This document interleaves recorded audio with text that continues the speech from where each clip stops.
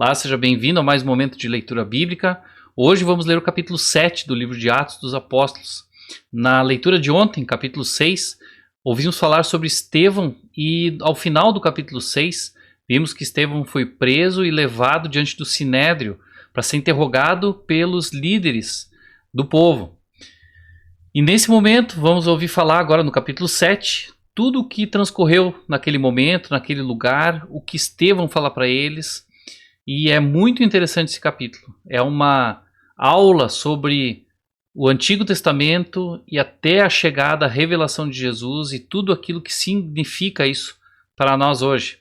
Então quero te convidar para fazer a leitura conosco, mas antes, se tu ainda não é inscrito nesse canal, te inscreve, ativa as notificações, deixa um like no vídeo, compartilha com alguém que possa estar interessado também em fazer a leitura conosco, algum amigo que tu gostaria que fosse abençoado também pela palavra de Deus. Vou liberar o texto na tela aqui então para a gente poder ler e vamos fazer a leitura juntos. O título aqui é o Discurso de Estevão no Sinédrio. Vamos fazer a leitura então. Então o sumo sacerdote perguntou a Estevão: são verdadeiras essas acusações?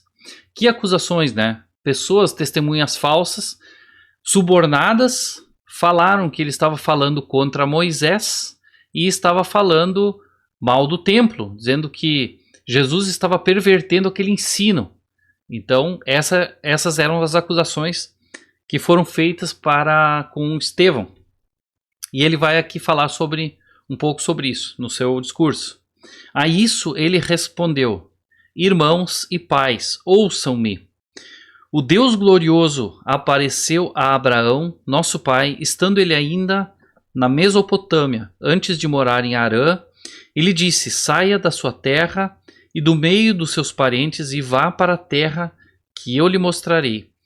Olha onde ele começa a narrativa. Ele começa a falar de Deus. Ele não começa a se defender.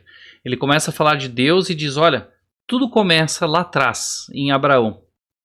E aí ele vai falar sobre como Deus chama Abraão e de Abraão, né, é que surge o povo judeu a partir dos descendentes de Abraão. E agora ele vai narrar essa história. Então ele saiu da terra dos caldeus e se estabeleceu em Harã.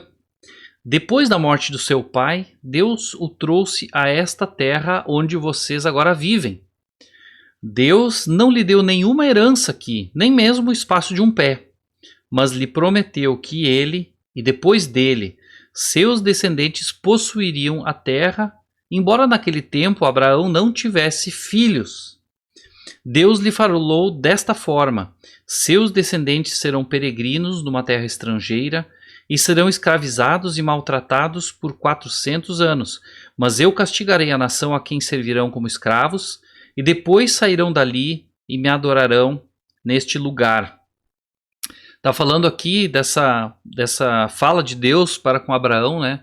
Dizendo que eles estariam cativos durante 400 anos, e fazia referência aqui ao cativeiro no Egito. Então Abraão já sabia disso. Isso não aconteceu nos tempos de Abraão, aconteceu gerações mais tarde. E quando Deus fala isso para Abraão, Abraão nem tinha filhos. Nem tinha filhos. Lembrando que a esposa de Abraão era estéril, Sara. Então Deus operou um milagre lá atrás para que isso pudesse acontecer. Segue o texto dizendo então: eu castigarei a nação a quem servirão como escravos, e depois sairão dali e me adorarão neste lugar. E deu a Abraão a aliança da circuncisão.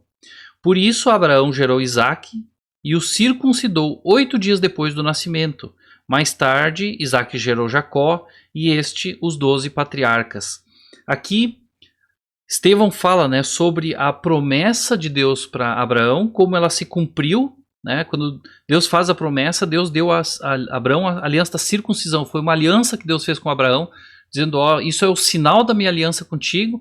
A circuncisão é um sinal que todo judeu tem, né? É feito a corte da pele do prepúcio, para que então marque, né? Fica um sinal na carne da aliança que Deus tinha com Abraão. Abraão então gerou Isaac, é o filho da promessa, filho que Deus tinha prometido, e o circuncidou também, né, 8 dias depois do nascimento. E Isaac gerou Jacó, que é então o pai dos 12 patriarcas dos judeus. As 12 tribos de Israel vêm dos filhos de Jacó. Ali então, Estevão faz a conexão com a origem do povo judeu. Os patriarcas, tendo inveja de José, venderam-no como escravo para o Egito. Mas Deus estava com ele e o libertou de todas as suas tribulações, dando a José favor e sabedoria diante do faraó, rei do Egito. Este o tornou governador do Egito e de todo o seu palácio. Estevão resume a história aqui de José, que foi um dos filhos de Jacó, que foi vendido pelos seus irmãos para o Egito. José também houve, né, ali uma escolha de Deus. José tinha um propósito, né? Ele foi vendido para o Egito, mas José mesmo fala no final da história, diz, olha, isso que me aconteceu não tenho por mal, Deus quis assim, para que eu fosse aqui adiante de vocês preparar esse momento, para que vocês não morram de fome, para manter o povo, né? Para manter a continuidade da família. Então, resumindo um pouco a história de José, José é vendido para o Egito, ele se torna um escravo, trabalha na casa de Potifar, o chefe da guarda do faraó, e ele é feita também uma acusação falsa contra ele, de que ele teria assediado a esposa de Potifar. Ele vai para a cadeia por isso, e lá também, né, ele revela sonho de 2 pessoas que estavam na cadeia com ele, um padeiro e um copeiro. Um deles é morto, o outro é libertado. Esse libertado, ele esquece de José na cadeia, fica mais 2 anos lá. Em determinado momento, o faraó tem um sonho. Tem 2 sonhos, na verdade. 2 sonhos que ele não tem interpretação e ele fica angustiado com sonhos. E aquele copeiro, então, ele se lembra de José na cadeia e diz, olha, existe alguém, né, que Deus capacitou para revelar sonhos. E ele chama José. José revela o sonho do faraó, e esse sonho é uma visão do futuro, dizendo que haveriam 7 anos de fartura, porém depois desses 7 anos de fartura, 7 anos de escassez de alimentos. E então ele cria um plano para que haja provisão durante 7 anos de escassez, de fome sobre a terra, e o faraó entende que isso é uma revelação de Deus, entende que José tem a mão de Deus com ele e o coloca como governador do Egito. E é isso que Estevão está colocando aqui, olha, o faraó do Egito colocou, né, houve o favor do governador do faraó sobre ele e o colocou governador do Egito e de todo o seu palácio. Estevão segue falando, versículo 11. Depois houve fome em todo o Egito e em Canaã, trazendo grande sofrimento, e os nossos antepassados não encontravam alimento. Ouvindo que havia trigo no Egito, Jacó enviou os nossos antepassados em sua primeira viagem. Eles foram pela primeira vez até o Egito ver, né, a questão dos alimentos, e José os reconhece. Eles não reconhecem José muitos anos depois, não imaginavam que o irmão deles tinha se tornado o governador do Egito. E José diz que eles os acusa de serem espiões e arruma uma forma para que eles pudessem trazer o irmão mais novo, que não tinha vindo junto nessa viagem, para o Egito também, Benjamim.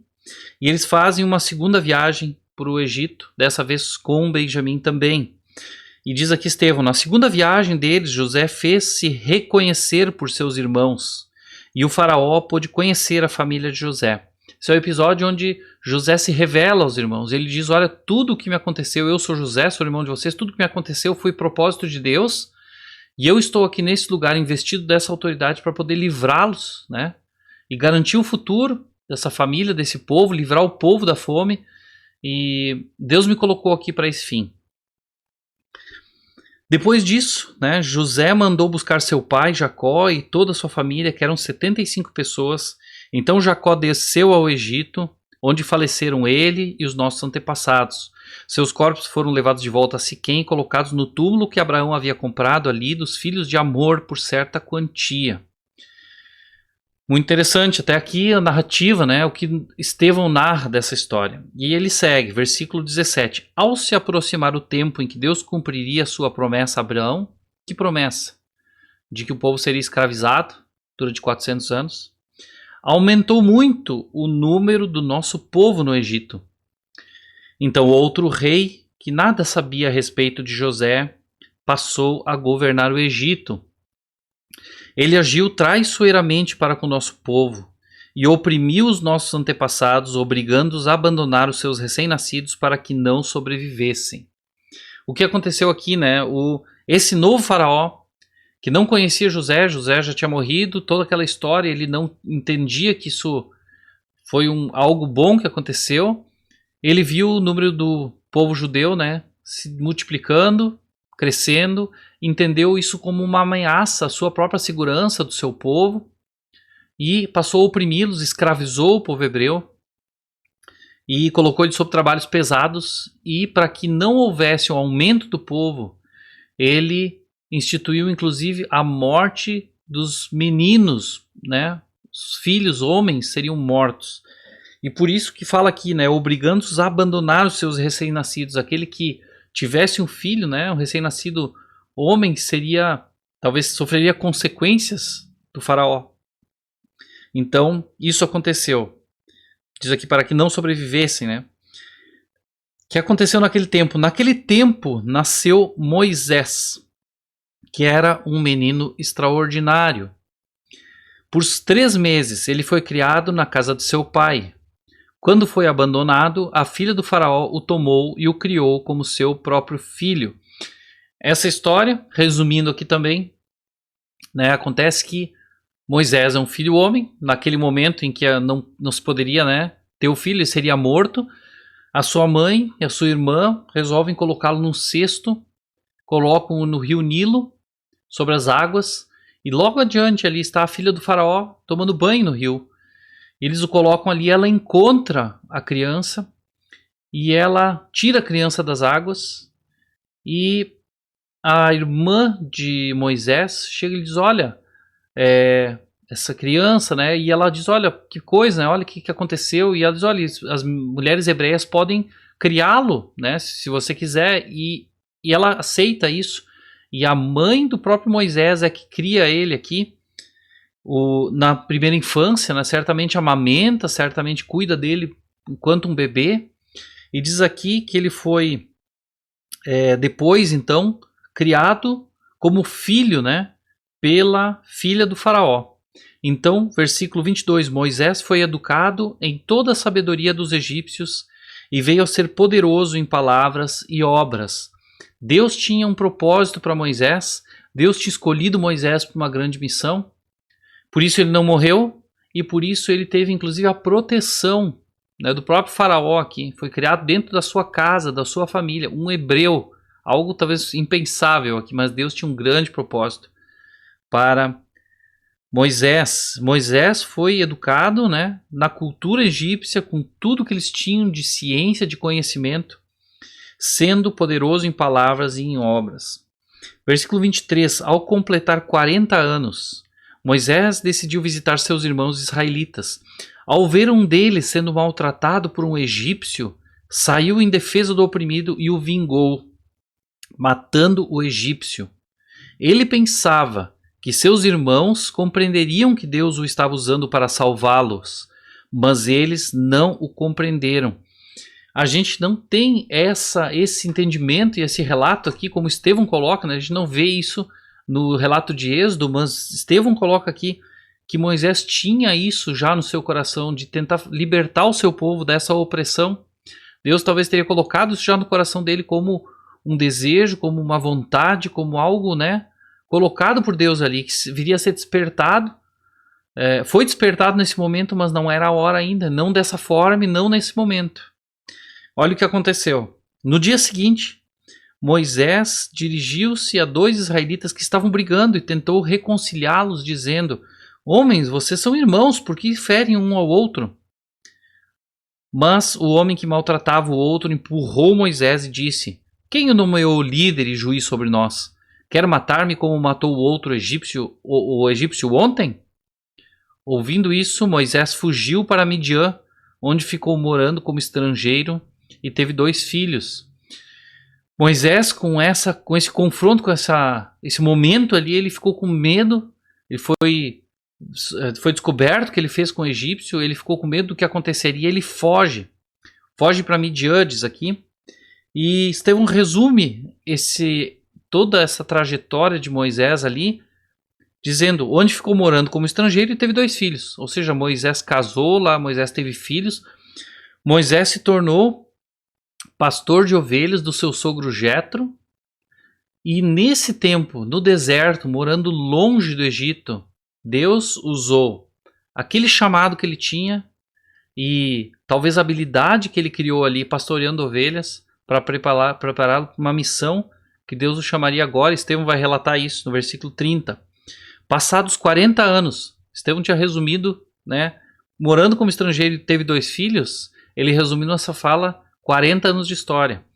Passados 40 anos, Moisés então tinha 80. Apareceu a Moisés um anjo nas labaredas de uma sarça em chamas no deserto, perto do monte Sinai. Vendo aquilo, ficou atônito e, aproximando-se para observar, ouviu a voz do Senhor: Eu sou o Deus dos seus antepassados, o Deus de Abraão, o Deus de Isaque, o Deus de Jacó. Moisés, tremendo de medo, não ousava olhar. Então o Senhor lhe disse: Tire as sandálias dos pés, pois o lugar em que você está é terra santa. De fato, tenho visto a opressão sobre o meu povo no Egito, ouvi seus gemidos e desci para livrá-lo. Venha agora, e eu o enviarei de volta ao Egito. Agora sim, tinha chegado o tempo em que Deus cumpriria o propósito que ele tinha, para o qual ele tinha salvo Moisés de morrer quando um bebê, para o qual ele educou Moisés lá no Egito, fez ele conhecer a família do faraó, fez ele conhecer a cultura do Egito, fez ele conhecer tantas coisas, depois tirou ele de lá e o colocou para criar ovelhas, para pastorear ovelhas, ovelhas que não eram suas, eram do seu sogro, e agora Deus o chamava para ir de volta para o Egito, para ser usado por Deus para libertar um povo que não era povo de Moisés, era povo de Deus, e seria usado por Deus para essa missão. E aqui então ele segue dizendo, versículo 35: Este é o mesmo Moisés que tinham rejeitado com estas palavras. Quem o nomeou líder e juiz? Ele foi enviado pelo próprio Deus para ser líder e libertador deles, por meio do anjo que lhe tinha aparecido na sarça. Ele os tirou de lá, fazendo maravilhas e sinais no Egito, no Mar Vermelho e no deserto durante 40 anos. Este é aquele Moisés que disse aos israelitas: Deus levantará dentre os seus irmãos um profeta como eu. Olha que interessante. Estevão relata aqui toda a missão de Moisés e diz que Moisés também foi rejeitado. Assim como José foi rejeitado pelos irmãos e foi elevado a uma posição alta no Egito, e ele foi responsável por salvar os irmãos e salvar a sua família da morte, Moisés também, rejeitado pelos hebreus, né, quando viram lá e disseram quem o colocou como juiz ou líder sobre nós, foi rejeitado. Deus agora envia ele de volta para ser líder desse povo que o rejeitou. E diz aqui no final que o próprio Moisés disse: olha, um dia, né, chegará o tempo que Deus levantará dentre os seus irmãos um profeta como eu. E agora Estevão vai continuar falando sobre isso. E vai chegar, sabe aonde? Em Jesus. Ele estava na congregação no deserto, com o anjo que lhe falava no Monte Sinai e com seus antepassados, e recebeu palavras vivas para transmiti-las a nós. Mas os seus antepassados se recusaram a obedecer-lhe, ao contrário, rejeitaram-no em seu coração e voltaram para o Egito.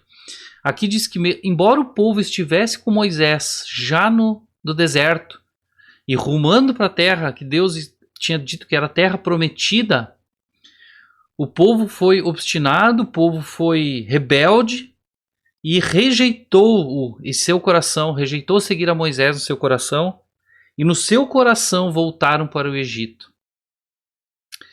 Disseram a Arão: façam para nós deuses que nos conduzam, pois a esse Moisés que nos tirou do Egito não sabemos o que lhe aconteceu. Isso no momento que Moisés estava no monte, recebendo do Senhor as tábuas da lei, os mandamentos, e eles não sabiam porque viram trovões, viram fogo, viram vozes, viram barulhos e acharam: agora morreu Moisés provavelmente. O que aconteceu com Moisés? E eles logo partindo para a idolatria, abandonaram o Senhor, abandonaram Moisés, inclusive, como seu líder, e disseram: olha, Arão, faz um Deus para nós. E Arão também fez, né? Fez um bezerro de ouro, isso está escrito lá no Antigo Testamento, na história em Êxodo. Naquela ocasião fizeram um ídolo em forma de bezerro, trouxeram-lhe sacrifícios e fizeram uma celebração em honra ao que suas mãos tinham feito. Eles fizeram um culto, honra ao próprio homem, né? Ao que as suas mãos fizeram, um Deus conforme a sua vontade. Modelaram algo que representasse o que eles queriam. Não estavam honrando a Deus como Ele é, mas fazendo honras a algo que eles criaram, da forma como eles idealizaram. Hoje nós vemos muito isso, né? Pessoas querendo criar deuses conforme a sua cabeça. Um Deus que seja conforme as suas aspirações, a sua vontade. Olha, para mim, muita gente diz assim: Deus para mim é assim, não consigo entender Deus de outra forma. Diz aqui também, né, que no seu coração, embora estivessem indo para a Terra Prometida, eles estavam voltando para o Egito, eles estavam interessados na vida que tinham lá.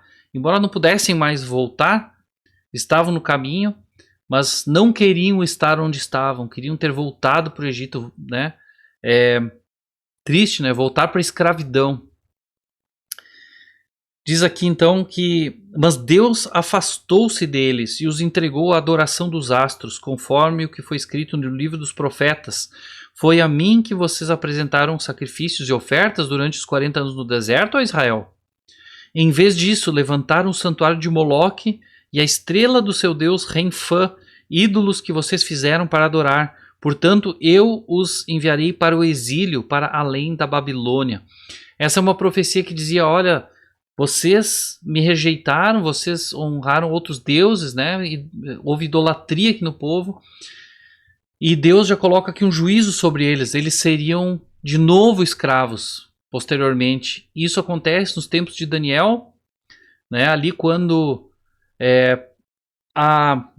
o povo judeu, o povo hebreu, é levado cativo para a Babilônia, na época de Nabucodonosor, e passam ali bastante tempo de novo. E depois daquele tempo, de fato, o povo hebreu não é mais idólatra, mas nos tempos de Jesus a gente vê como ele se perdeu na religiosidade. No deserto, os nossos antepassados tinham um tabernáculo da aliança. Agora, Estevão começa a falou de Moisés, como as coisas aconteceram, né? Como Moisés foi usado por Deus, como Moisés recebeu de Deus palavras, né, para o povo. E isso faz frente àquilo que eles acusavam Estevão, né, dizendo que ele falava mal de Moisés. Né? E aqui, de fato, muito pelo contrário. Estevão está falando o que Moisés fez e o que ele representa para o povo. E certamente ele teve aqui a concordância do Sinédrio. No deserto, nossos antepassados tinham o tabernáculo da aliança, que foi feito segundo a ordem de Deus a Moisés, de acordo com o modelo que ele tinha visto. Deus tinha dito para Moisés como deveria fazer um tabernáculo, um lugar de adoração, um lugar que tinha a presença de Deus, né? Como as coisas deveriam acontecer naqueles rituais que Deus tinha instituído. E ele descreve isso aqui: tendo recebido o tabernáculo, nossos antepassados o levaram sob a liderança de Josué, quando tomaram a terra das nações que Deus expulsou de diante deles. Agora Estevão já fala, olha, mesmo depois que Moisés não estava mais, Josué na liderança, esse tabernáculo permaneceu. E ele seguiu adiante na conquista das nações que estavam ali no caminho para se configurar aquela terra prometida que Deus tinha prometido ao povo. Esse tabernáculo permaneceu nessa terra até a época de Davi. Mais um salto histórico, né?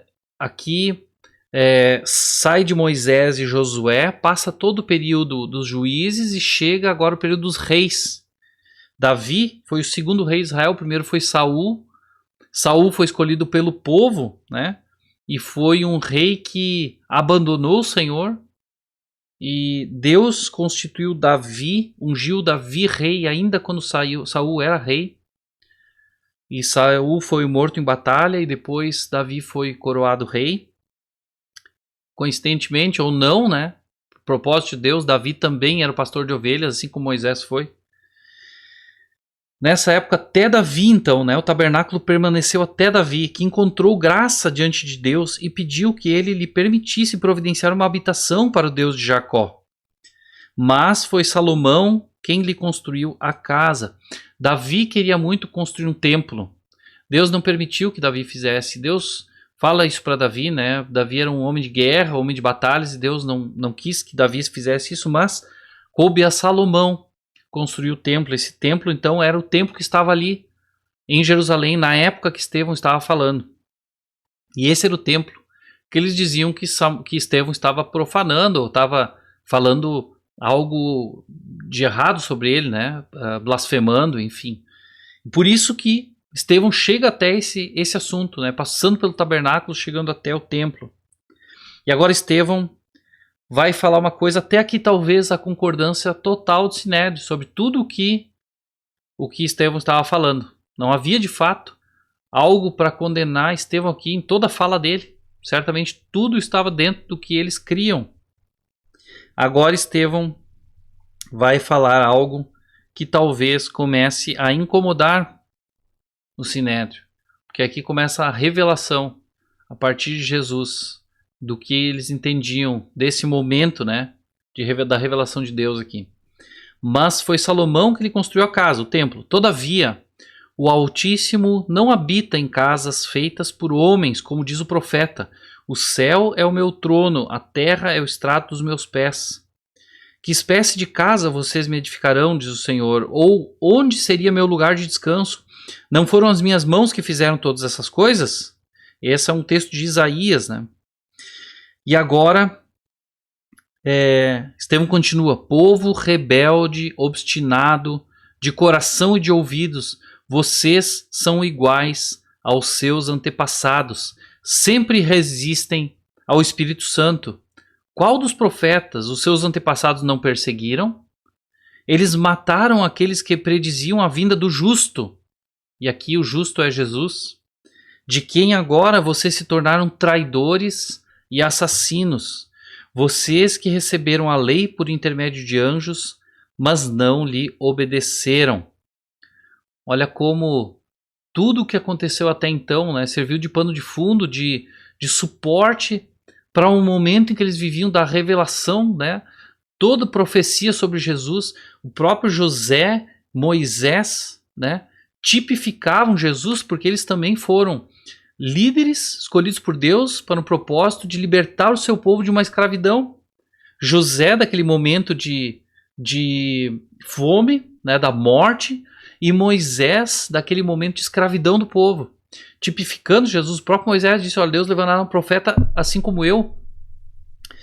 E Jesus chegou naquele tempo, também foi rejeitado, assim como José foi e Moisés foi. Jesus foi rejeitado e foi morto. E aqui Estevão denuncia, vocês mataram, né? Vocês foram traidores e assassinos, pois receberam a lei por intermédio de anjos, mas não lhe obedeceram. Qual seria de se esperar aqui talvez o comportamento daquelas pessoas, né? A gente viu em algumas vezes a pregação de Pedro, a pregação de João, dos apóstolos, surtindo um efeito aqui de arrependimento.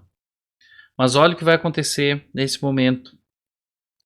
Ouvindo isso, ficaram furiosos e rangeram os dentes contra ele. Mas Estevão, cheio do Espírito Santo, levantou os olhos para o céu e viu a glória de Deus e Jesus em pé à direita de Deus, e disse, vejo os céus abertos e o Filho do Homem em pé à direita de Deus. Esse texto aqui é algo, já vi algumas pessoas falarem sobre esse texto, algo impressionante, né? A gente vê que Jesus sobe ao céu e diz que Jesus estará assentado à direita de Deus, né? Só que aqui Estevão olha para o céu e vê Jesus em pé, esperando, né? Em pé à direita de Deus. O que Jesus estava fazendo? Estava esperando Estevão. Que honra, imagina, né? Na hora da sua morte, está ali vendo Jesus de pé esperando você chegar. E é essa glória que Estevão teve aqui. Diz aqui que eles taparam os ouvidos, não quiseram ouvir o que Estevão tinha para falar, e deram fortes gritos, lançaram-se todos contra ele, arrastaram-no para fora da cidade e começaram a apedrejá-lo. As testemunhas deixaram seus mantos aos pés de um jovem chamado Saulo. Guarda esse nome, nós vamos ouvir falar mais dele aí para frente. Enquanto apedrejavam Estevão, este orava: Senhor Jesus, recebe o meu espírito. Então caiu de joelhos e bradou: Senhor, não os consideres culpados desse pecado. E tendo dito isso, adormeceu. Adormeceu aqui é um eufemismo, né, para faleceu. É um texto difícil, duro da gente ouvir, né? Uma morte injusta de alguém que pregava o evangelho, foi fiel até o fim. E tanto para nós algo chocante, eu acho, inclusive a forma como Estevão reage diante de tanta oposição, assim como Jesus, né? Ele diz aqui ao final, né? Ele diz: Senhor, recebe o meu espírito. Senhor Jesus, recebe o meu espírito. Ele olhando para Jesus naquela visão, ele diz: Senhor Jesus, recebe meu espírito. E ele ainda diz: Senhor, não consideres culpado desse pecado. Ele já libera perdão naquela hora para esses homens. Os homens que o apedrejaram, ele morreu ali. E uma coisa que a gente vê, Estevão é considerado o primeiro mártir da igreja. Mas um fato interessante, alguns comentaristas dizem isso, né? João Batista, que foi enviado antes de Jesus, né, para preparar o caminho para Jesus, foi morto pela sua pregação de arrependimento, batismo e perdão dos pecados, pela denúncia do pecado. Foi morto por Herodes, porque ele confrontou Herodes também, e foi morto. E quem tinha enviado João Batista como precursor do caminho foi o próprio Deus, né? A vinda de João Batista foi profetizada. Diz que Deus enviou João Batista. Então, quando o povo rejeita e quando João Batista é rejeitado e é morto, eles praticamente significa uma rejeição a Deus. Jesus foi rejeitado pelo povo, foi morto. E a gente vê aqui uma rejeição ao Filho. E nesse momento, quando Estevão está falando aqui, cheio do Espírito Santo, e ele fala sobre isso, e ele chega no final e ele diz, inclusive, para eles, né? Para os do Sinédrio, ele fala, uma das últimas falas, sempre resistem ao Espírito Santo. Os líderes ali rejeitam o Espírito Santo e apedrejam Estevão. E vemos que essa rejeição, né, continuada do povo, dos líderes judeus, da liderança, né, dos chefes dos sacerdotes, dos fariseus, dos saduceus, os líderes que deviam entender o caminho, a vontade de Deus, e rejeitar o Pai, o Filho e o Espírito, agora leva a um juízo sobre Jerusalém, sobre tudo aquilo. Jerusalém, né, é destruída no ano 70. O templo, que estava citado aqui, também foi destruído. E era sobre isso que Jesus já falava e profetizou. Sobre isso que Estevão talvez tenha falado aqui, né, e tenha sido acusado por isso. Mas vemos o quanto esse homem, né, um homem que nem inclusive não era um apóstolo. Talvez imaginemos que os apóstolos sim tinham um ministério relevante. Estevão teve um ministério e uma participação absurdamente relevante naquele momento, né, da igreja. E aqui, a partir desse momento, a gente vê o início da perseguição mais forte para a igreja. E Saulo não é citado à toa aqui. Saulo é alguém que nos primeiros tempos, né, nós vamos ver um pouco da história dele adiante, é um grande perseguidor da igreja, que ele é um jovem chamado Saulo. Capítulo seguinte, no início do capítulo seguinte, nós vamos ver, diz assim, lá no começo, o primeiro versículo: E Saulo estava ali, consentindo na morte de Estevão. Saulo não só estava ali, Saulo estava ali concordando com aquilo.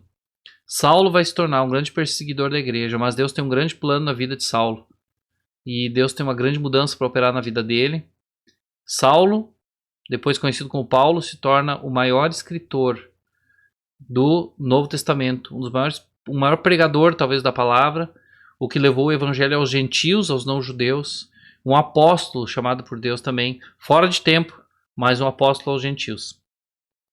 Vamos aprender aqui preciosas lições com Estevão na sua coragem, o fato de não comprometer a mensagem também do evangelho quando confrontado. Talvez até determinado ponto da mensagem ele estava agradando.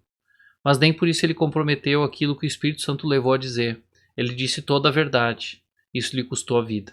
Possamos aprender com Estevão também o fato de sermos firmes na obediência, na observância da palavra e no anúncio, né, da palavra, no cumprimento da missão que nós temos diante de Deus. Amanhã começamos, já dei um spoiler aqui do capítulo 8. Continuamos amanhã, leitura do capítulo 8. Fica conosco, persevera, até mais.